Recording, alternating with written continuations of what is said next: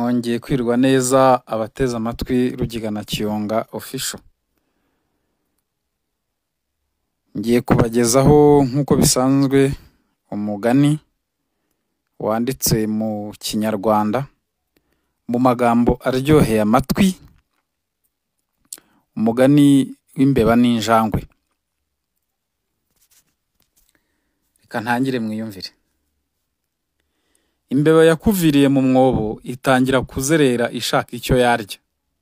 Iribwira iti, nzi ubwenge no kunshuka biragoye, kuko nizera bake, ntawe ushobora kumfata.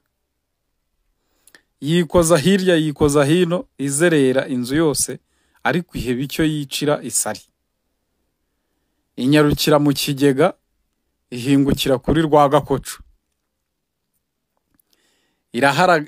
Irahagarara, irashishoza, yitegereza uwo mutego, irawuzenguruka, iratekereza iti, nta kabuza ubu ni ubucakura abantu bahimbiye gufata imbeba, ariko bararushywa n'ubusa, njye ntibazamfata.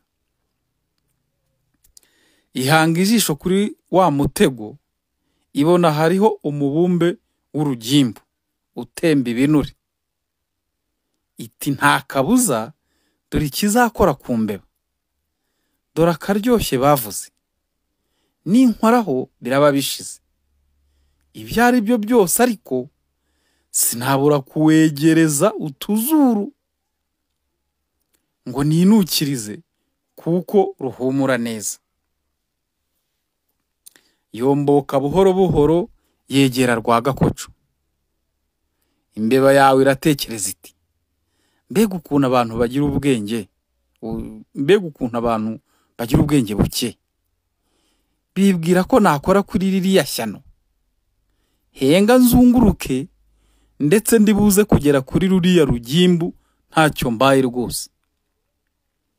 Irasotasota, itera udutambwe duto, sinzi uko yakomye imbarutsi igiye kumva ngo koco.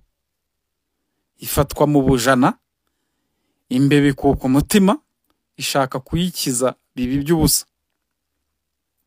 Ibihezemo iryo.